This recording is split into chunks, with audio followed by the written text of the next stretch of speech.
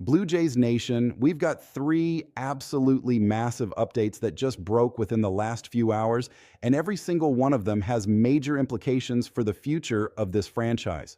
We're talking about an international commitment from one of Toronto's All-Stars that could impact the entire 2026 season, a sneaky smart pitching move that reveals the front office's long-term strategy, and the Bichette contract situation that's reaching a critical decision point.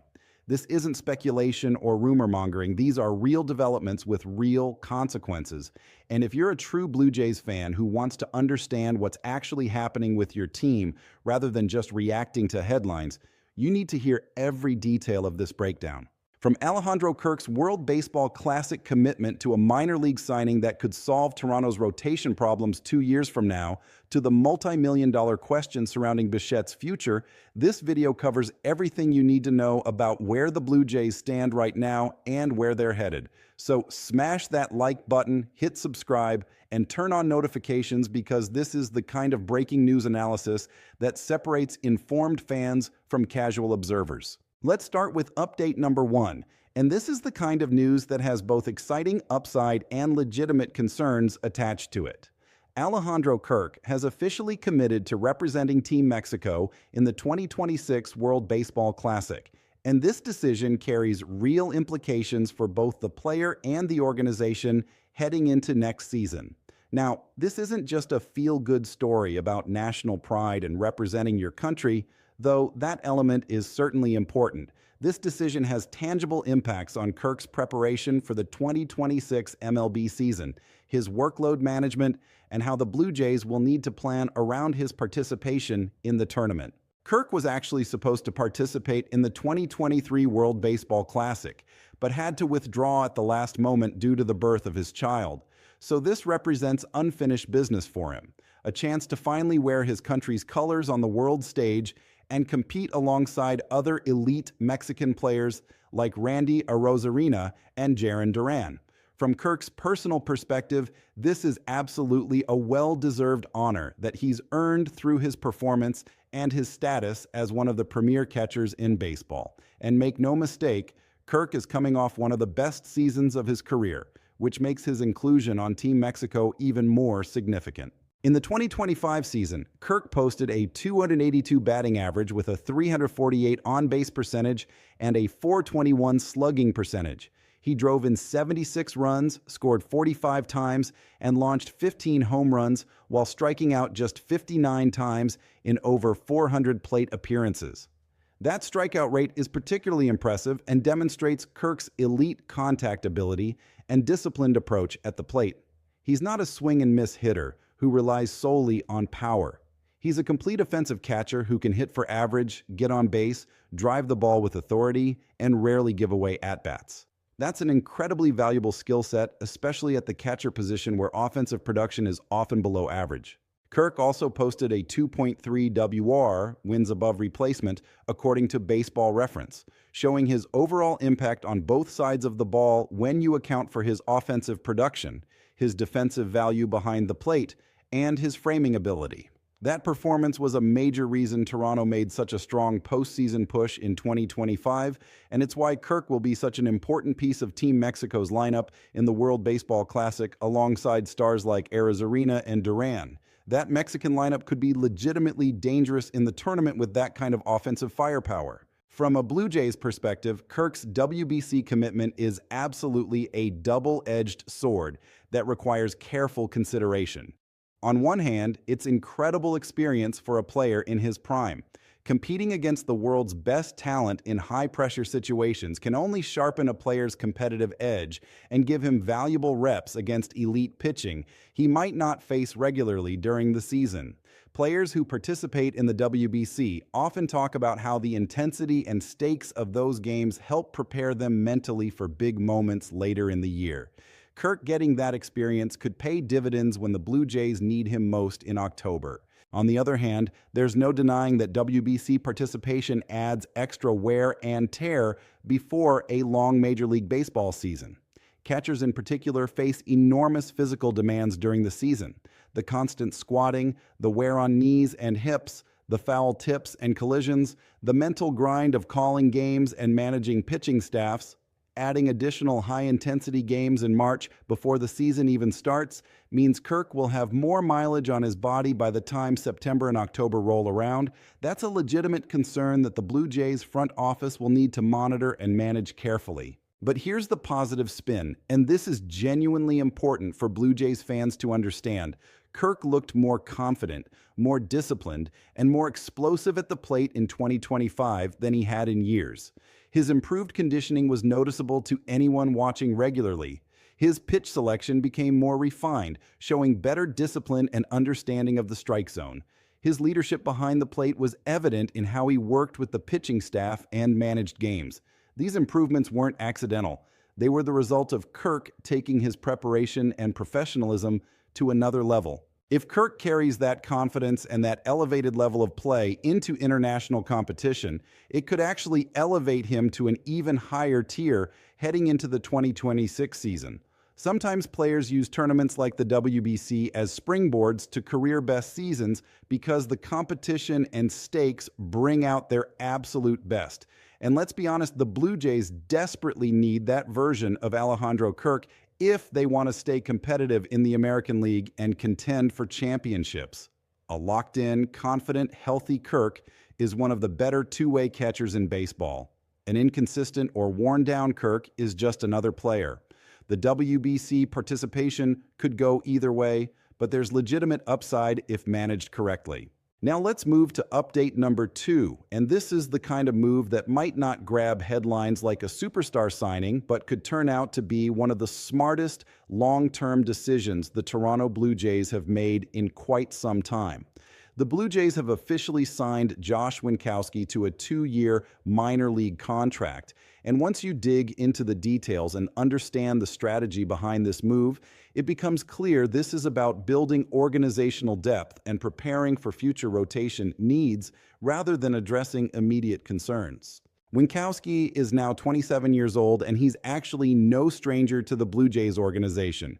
He was originally drafted by Toronto back in the 2016 MLB draft before being traded to Boston in a deal that also involved other pieces. He made his major league debut with the Red Sox in 2022, and while he began his career as a starting pitcher, he's mostly worked out of the bullpen over the past 3 seasons. Across 121 major league appearances, he owns a 4.20 ERA with 195 strikeouts in over 240 innings pitched. Those aren't ace-level numbers, but they're perfectly respectable for a swingman or middle reliever, and they show he can get outs at the major league level. Here's where things get really interesting and where the Blue Jays' long-term strategic thinking becomes apparent. Toronto is not bringing Winkowski in as a reliever, which is what he's been doing most recently. According to multiple reports, the Blue Jays' plan is to convert Winkowski back into a starting pitcher once he fully recovers from internal brace surgery, an operation he recently underwent to repair elbow damage. That's the same type of Tommy John adjacent procedure that many pitchers have successfully returned from, and the Blue Jays are betting that with proper rehab and development, Winkowski can transition back to starting and provide rotation depth. This type of 2-year minor league contract structure is usually reserved for pitchers the organization believes can contribute long-term at the major league level. It gives Winkowski financial security and time to recover while allowing the Blue Jays to carefully manage his workload during recovery and his development as he transitions back to starting. This isn't a throwaway signing of organizational depth that will never see the majors. This is a calculated investment in a pitcher they believe can help them in the future. And if you're wondering why Toronto would make this move right now, you need to look at the bigger picture of their rotation situation going forward. Both Kevin Gausman and Shane Bieber are set to hit free agency after the 2026 season. That creates massive question marks about the future of Toronto's rotation. Will Gausman re-sign, or will he seek a bigger deal elsewhere? Will Bieber's post-Tommy John performance justify a long-term extension? These are multi-million-dollar questions that won't be answered for over a year, but instead of waiting until after 2026 and then scrambling to fill rotation holes, the Blue Jays are proactively preparing their next wave of starting pitchers right now. Add in the fact that Toronto already has Dylan Cease locked up long-term, that Alek Manoah could return to form, that they have young arms like Trey developing, and that they signed KBO star Cody Ponce, and suddenly this Winkowski signing makes perfect sense as part of a broader organizational strategy. This isn't just about 2026 alone. This is about building sustainable rotation depth for 2027, 2028, and beyond, so that Toronto isn't constantly in crisis mode, trying to patch together starting pitching every offseason. Let's also not forget that Winkowski still has legitimate untapped upside that the Blue Jays believe they can develop. He throws a heavy sinker that generates ground balls, which is exactly the type of pitcher that tends to succeed in today's game where launch angle and fly balls dominate. With proper mechanical adjustments and pitch development, which Toronto's pitching coaches have proven they can facilitate with other pitchers, Winkowski could absolutely transition back into an effective rotation role.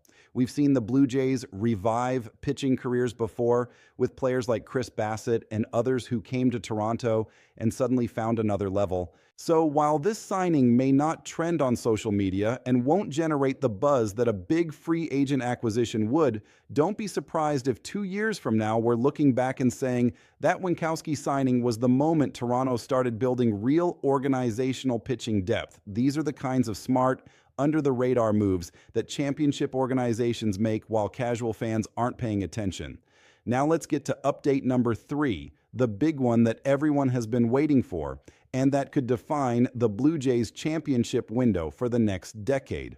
The Bichette contract situation has reached a critical point, and Toronto faces a massive decision that will reveal whether they're truly serious about sustained contention or whether they're going to let their core break apart.